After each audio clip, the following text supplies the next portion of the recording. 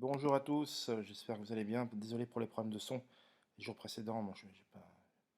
voilà, j'ai une période un peu compliquée en ce moment, personnelle, qui n'a rien à voir avec les courses. Donc voilà, finale de l'UET Elite Circuit, donc ce vendredi sur l'hippodrome de Paris-Vincennes. Donc vraiment une grosse allocation, 500 000 euros. Course proposée par le PMU.fr et PMU, donc n'hésitez pas à souscrire, à vous rendre sur mon site d'ailleurs, www.caparos.fr, et de cliquer sur la bannière publicitaire du PMU.fr et d'ouvrir un compte. Pour parier de chez soi, c'est quand même toujours mieux, plus appréciable, je trouve, en tout cas.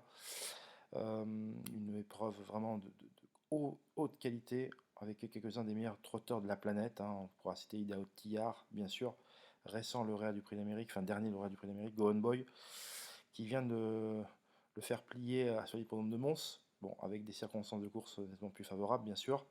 Francesco Zet, la terreur suédoise, lauréat de 25 de ses 30 sorties, et qui va débarquer en France avec pour objectif de courir peut-être cet hiver le Prix d'Amérique. L'an dernier, on s'était finalement ravisé parce que le cheval était un peu un mâle alpha qui avait du mal à qui pouvait mal se comporter dans le peloton, surtout départ volté. C'est un cheval qui pouvait être méchant. Il est comme un lion, donc comme le disait Daniel Reden.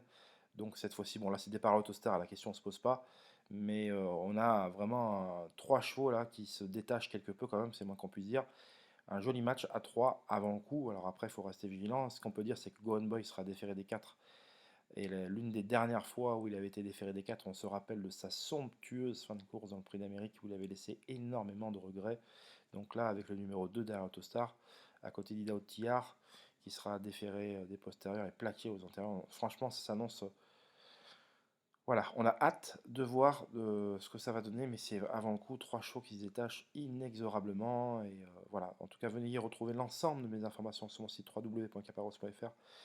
Des informations régulières pour passer à la caisse. On l'a vu ce début de semaine avec notamment l'interview d'Amanda Zetterholm qui nous avait parlé en de très bons termes de Lugoville. On a eu l'interview dans le Quintet de mercredi d'Antoine Marion, lauréat du Quintet avec Annie Caliu-Lupin à la cote de 16 contre 1. Et ça, mes souscripteurs ont pu en profiter. Voilà, avec un quintet donné à la clé, bien évidemment, bon, même s'il n'a rien rapporté, mais on était dans le coup. Donc voilà ce qu'on peut dire.